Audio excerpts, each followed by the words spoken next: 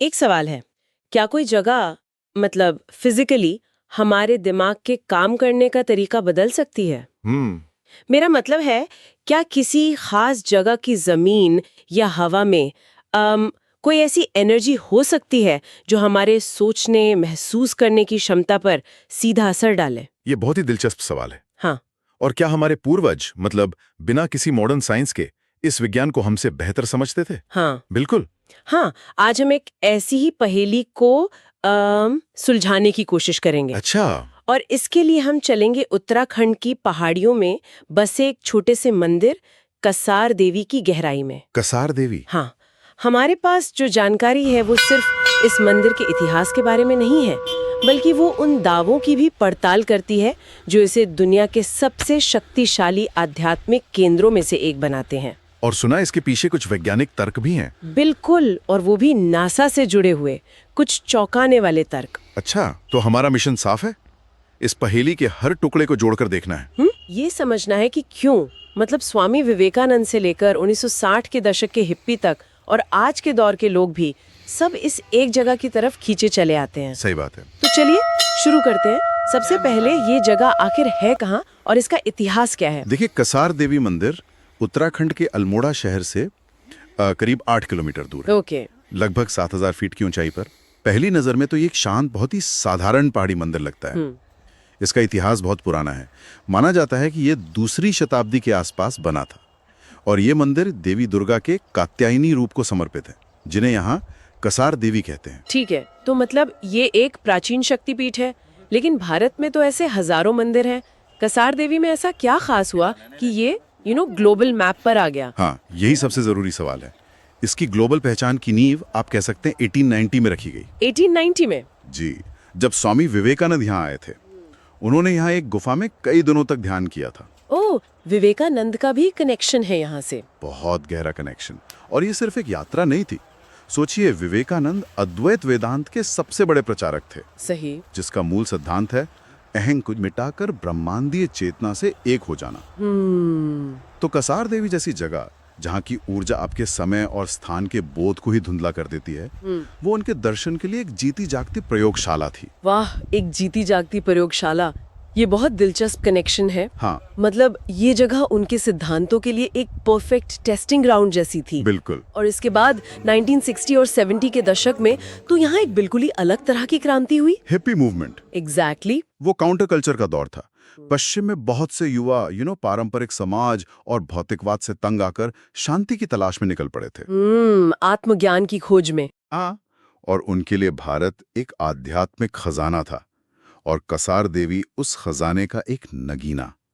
ये जगह crank ridge या हिप्पी हिल के नाम से मशहूर हो गई। और उस दौर के कई बड़े नाम भी यहाँ आए थे, है ना? हाँ बिल्कुल।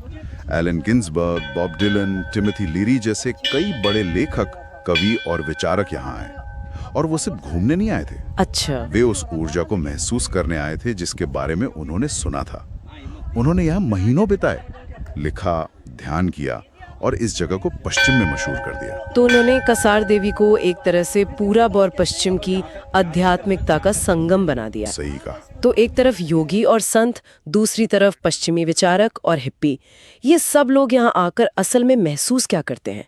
लोग इसे एनर्जी जोन कहते हैं, पर क्या ये सिर्फ एक महसूस करने वाली बात है?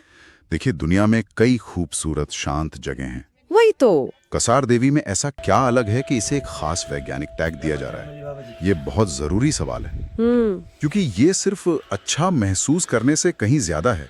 यहाँ आने वाले लोगों के अनुभवों में एक पैटर्न दिखता है। क्या पैटर्न? वे बताते हैं कि यहाँ ध्यान करने पर मन भटकता नहीं है, बहुत जल्दी एक गहरी शांति की अवस्था में चला जाता है, विचार एकदम साफ हो जाते हैं। मानसिक स्पष्टता। हाँ, एक रिपोर्ट में 1960 के दशक के एक पश्चिमी यात्री का जिक्र है जो कहता है, वहां बैठकर लगता था कि मेरे दिमाग के अंदर की सारी खिड़कियां किसी ने साफ कर दी हैं।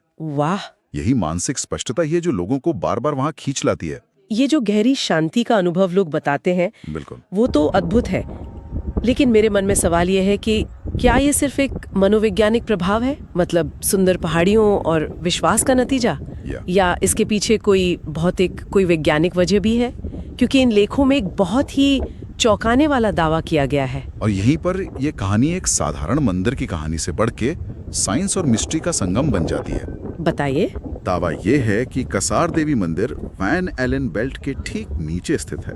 Van Allen belt? हाँ, और यहाँ पृथ्वी की जियोमैग्नेटिक एनर्जी यानी भूचुंबकीय ऊर्जा बहुत ज्यादा शक्तिशाली है।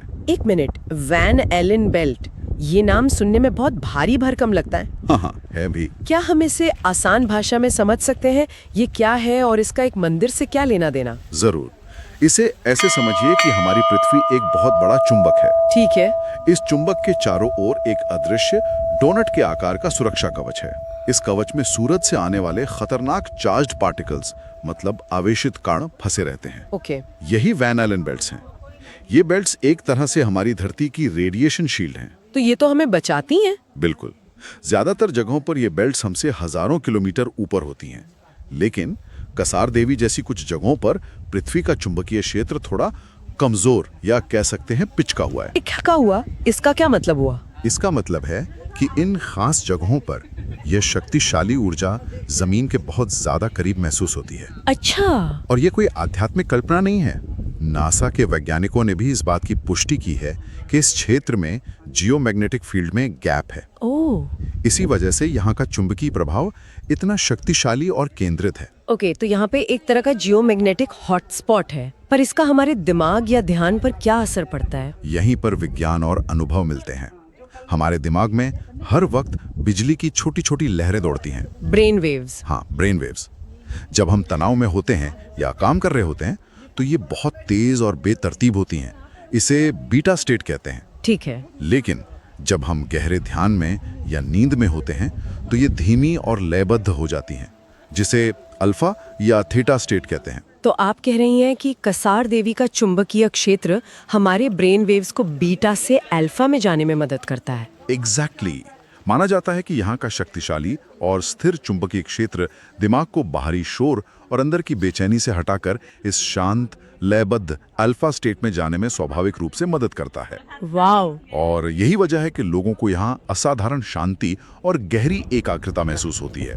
कई लोग तो ये भी बताते हैं कि उन्हें यहाँ समय और स्थान का बोध कम होने लगता है, जो कि गहरे ध्यान का एक क्लासिक लक्षण है। बिल्कुल। मतलब हम जिसे सदियों से आध्यात्मिक ऊर्जा या दिव्य चेतना कहते आ रहे हैं, हो सकता है कि वो असल में जियोमैग्नेटिज्म का एक दुर्लभ और शक्तिशाली रूप हो। संभव है। ये तो विज्ञान और विश्वास के बीच की रेखा को ही धुंधला कर देता है।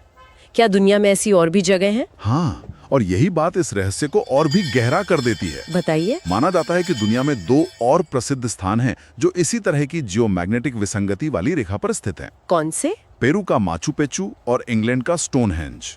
या एक मिनट, तो आप कह रहे हैं कि इंग्लैंड के ड्रोइड्स जिन्होंने स्टोनहेंज बनाया, पेरू के इंका जिन्होंने माचू पिच्चू बसाया जी, और हिमालय के योगी, इन तीनों ने हजारों साल पहले अलग अलग महाद्वीपों पर अनजाने में एक ही तरह की जियोलॉजिकल खासियत वाली जगहों को अपने सबसे पवित्र स्थान के रूप में चुना। है ना चौंकाने वाली बात? ये तो संयोग से कहीं ज्यादा लगता है। ये सोचने पर मजबूर करता है ना।